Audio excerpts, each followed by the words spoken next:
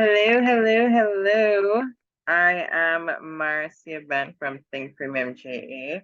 Now, it's been a hot minute since I have made a post, and I'm just coming on to share some insight. I can imagine that you are probably working on growing your businesses right now. What I can say, I'm actually going to be covering three main things today. I'm going to be discussing why I'm actually making posts the way I am on social media. I'll also be discussing some ideas that you can use to improve your email marketing, ways in which you can prospect for clients digitally as well. Now, firstly, I am actually posting content relevant to entrepreneurs because, and I can tell you from experience, I had actually had my company since December 22nd, 2016, had it registered January 3rd, 2017, paused my business numerous times while having a 9 to 5. And, I'm not doing that anymore as of February 28th.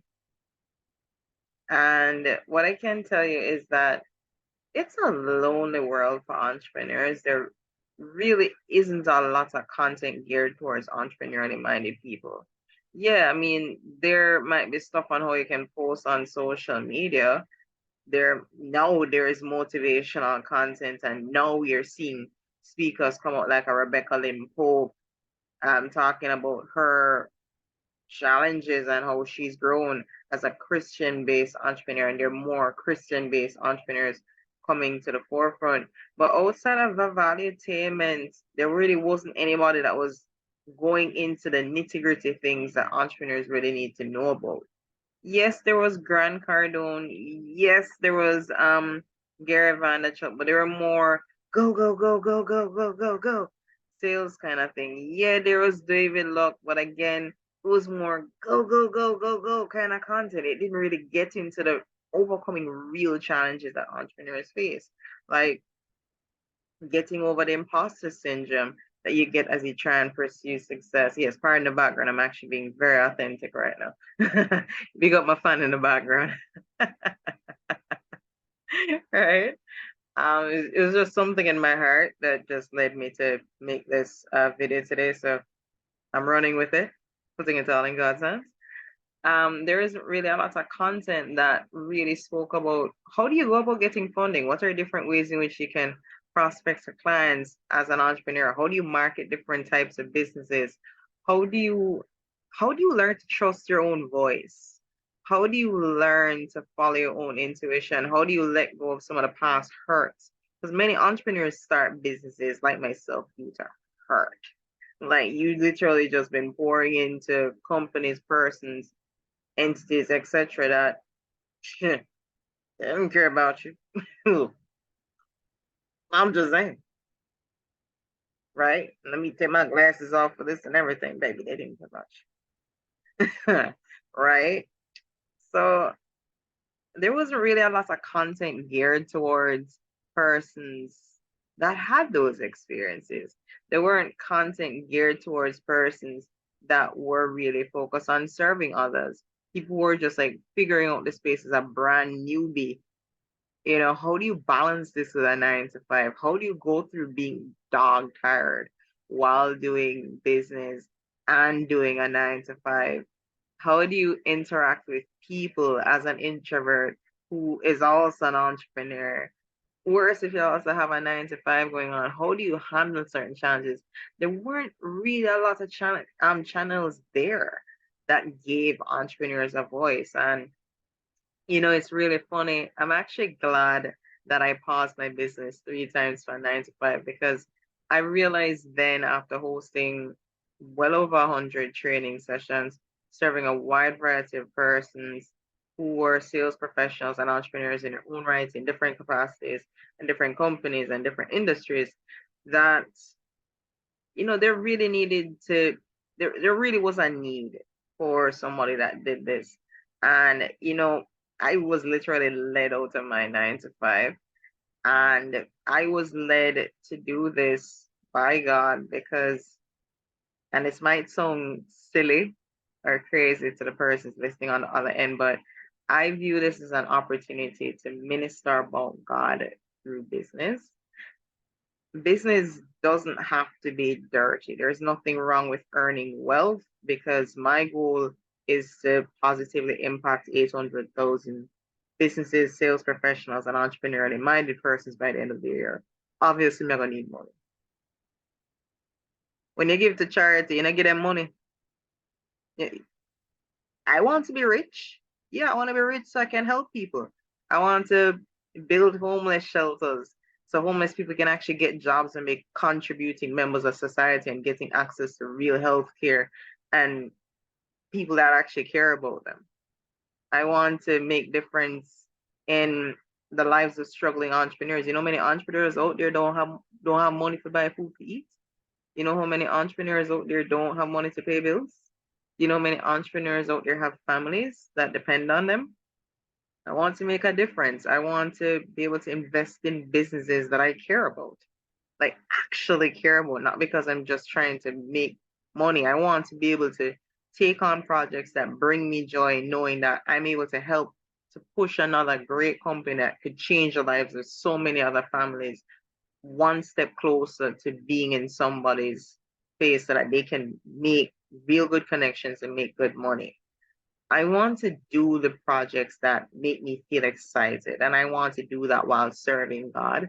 I want to do that while um, building my relationship with God and using that as a means to help people.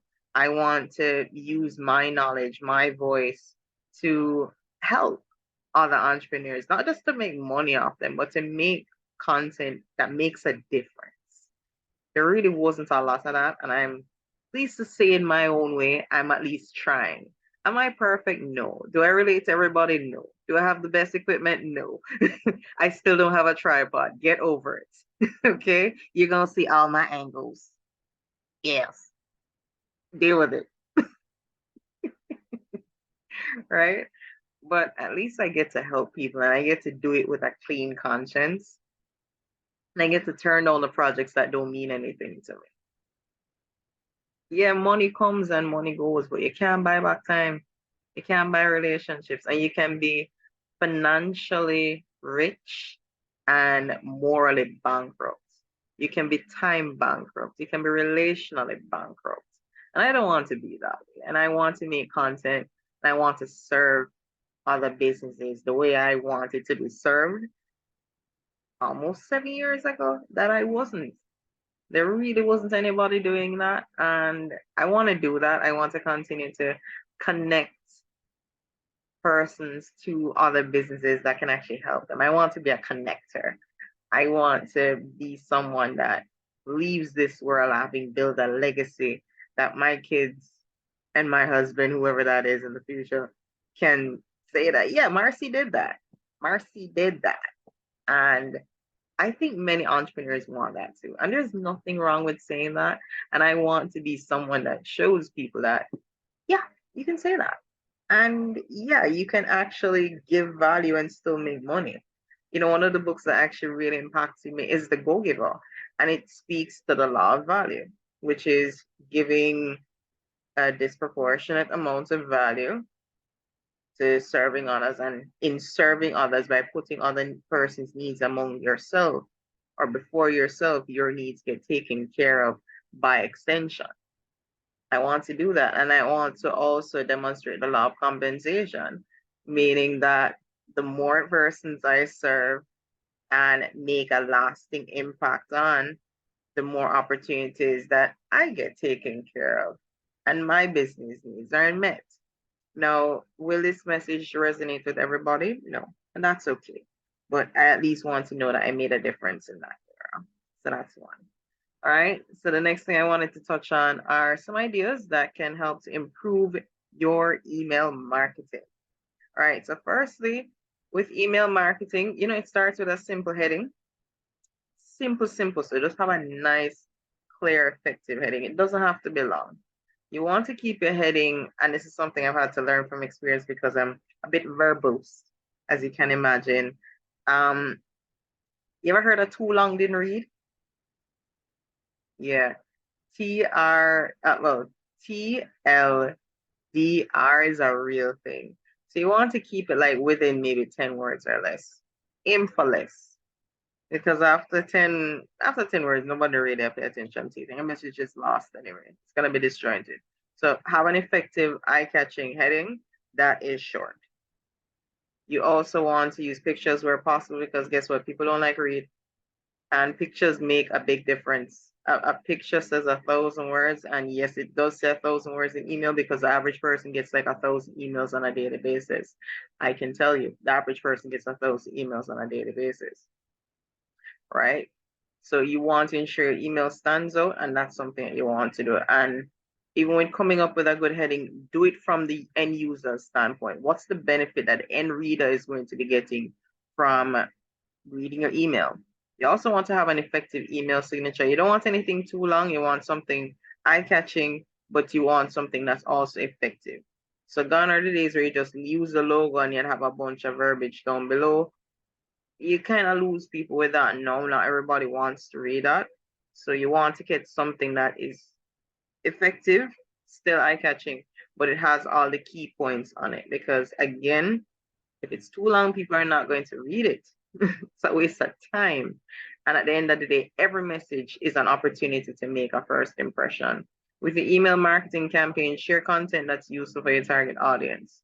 If you're a real estate agent, don't just share properties. What are some other things you need to bear in mind with real estate? What about landscaping? What about home decor? What about ensuring that you can actually budget for buying a house and life after getting the house and in the process of getting the mortgage? What about suppliers that people can reach out to if they need anything, like a plumber, like an electrician, like a carpenter, somebody to pave your yard, somebody to fix your gate, somebody to give you an electronic gate. These are nice things to have. You want to really be a value add for your customers. So I would break up my email marketing content into 4 parts. The main message, which is what you're trying to share, whether it's your listings, your products, your services, whatever it is. You want to add coming soon. So any events or activities are coming soon, like an open house, grand store opening, new product launch. You want to add that. You want to add at least 2 articles to add value to the customer, like some maybe like an article in relation to home decor if you're a real estate agent, article in relation to financing if you're in banking, whatever it is that's related to your industry in some way, shape, or form. And you can borrow from other industries, it's fine. If you sell snacks, for example, you can share other ways in which you can use your snacks in a creative way. You can use event ideas if you're in an event company. Get creative. And lastly, contact information. Contact information, contact information, contact information. And your contact information includes your legal information. How are people going to reach you after the email? The whole point of sending the email, you need a call to action in the main part of the message, obviously. So you need to be directing them to somewhere that they're going to reach you. So no email marketing campaign is complete without a call to action.